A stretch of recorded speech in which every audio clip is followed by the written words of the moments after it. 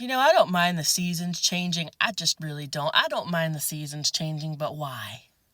Why does a season have to change into something cold, where you must winterize different areas of your house? Now I'm completely kosher and completely independent with doing the inside stuff in the house. You put plastic over the window, you keep the drought out. That sort of stuff. You bring in the house plants. I'm perfectly kosher with doing that. But this year I've decided that I'm going to try to tackle some of the outside winterization stuff. Make life a little bit easier for everybody in the house. Just tackle a few things. And Nana has that honey-do list, a mile freaking long, of stuff that needs to be done outside. So I take one look at that list and I thought, I've been avoiding this list hardcore. I've been avoiding this list many moons. But I'm going to get some stuff done because Nana's coming home and I don't want her to see that I have not been a responsible adult. I'm going to slap the hell out of whoever said be a responsible adult. I really am. I might just power drive the person that said be a responsible adult.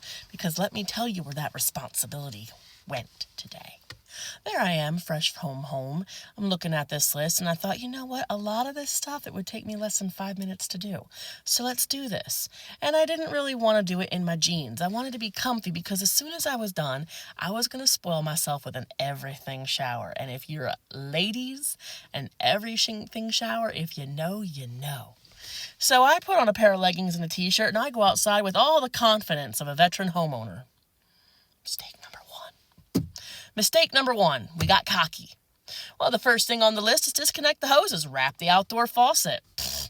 Easy. So there I am on the porch, in my own little mind, thinking, I got this. Bitch, this ain't hard.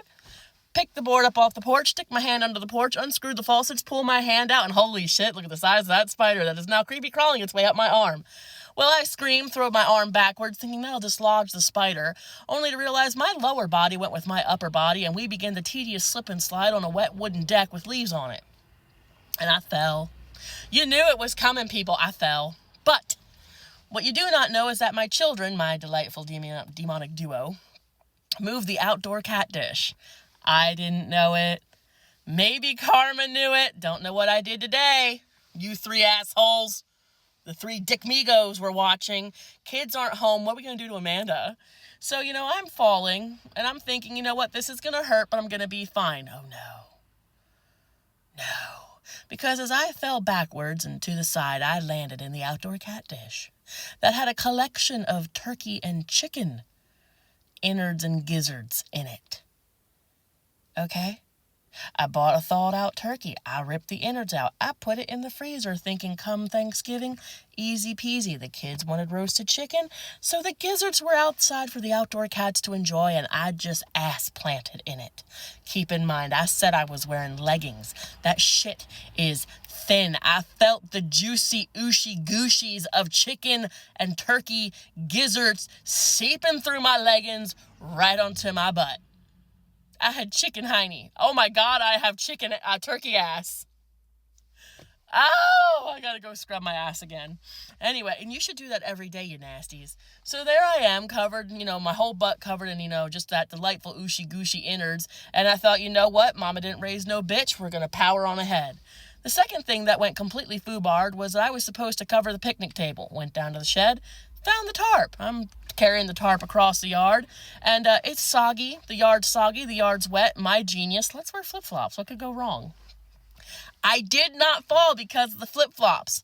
No, I fell because about the third time that I readjusted the tarp to kick the dog her soccer ball, I didn't notice the rope that fell down, and when I stepped on that rope and I slid, I fell. And like I said, the yard's kind of wet. It's kind of gushy. So when I fell, ice cold yard piss. Any kind of water standing in your yard for a period of time is yard piss.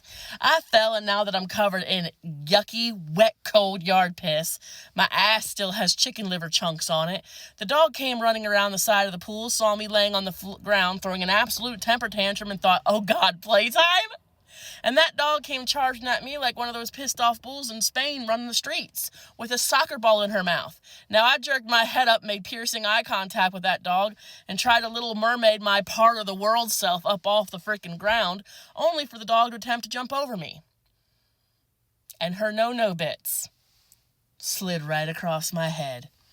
And she must have just got done peeing, because I felt that little bit right here. Something was not dry. Nothing was dry. So now that I have chicken livers on my ass, I'm wet from yard piss, and the dog's no-no zones has just streaked across my forehead, I wanted to quit. But I only got one thing done, and that was the hoses and wrapping the faucets. Mama didn't raise no bitch.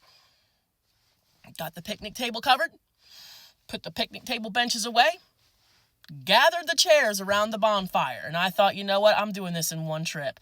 Again, I am woman, hear me complain. So I stacked these 5 chairs, looked at the shed, looked at these chairs, and thought, I got this. I got this. Opened up the shed door and proceeded to carry and drag the chairs across the yard towards the shed. Now, I decided to not take the chairs apart, keep them in the stack, and kind of lay them down and push them up in the door, and then go up in the shed, pick them up, and put them in the corner. This is why I did so bad in math, because I did not sit down and write out the equation for angles versus what? E equals mc squared with motion, and a body in motion must stay in motion. So when I tried to do what I did, and I got up the porch or up the steps, I didn't leave enough room inside the door for me to get up in the door properly. So I tried to push these chairs to give myself more room, and at the same time I pushed, the chairs came apart, my hand slipped down in between chairs, and I flew into the chairs, tumbled over the chairs, and landed in the shed at a very cockeyed, uncomfortable angle, only to see a ladder start falling down towards me. Went to roll to the side, realized my arm was still caught in a chair, so, there was some pinching, there was some pulling, and now we have a little bit of bruising. But that was okay. That was okay.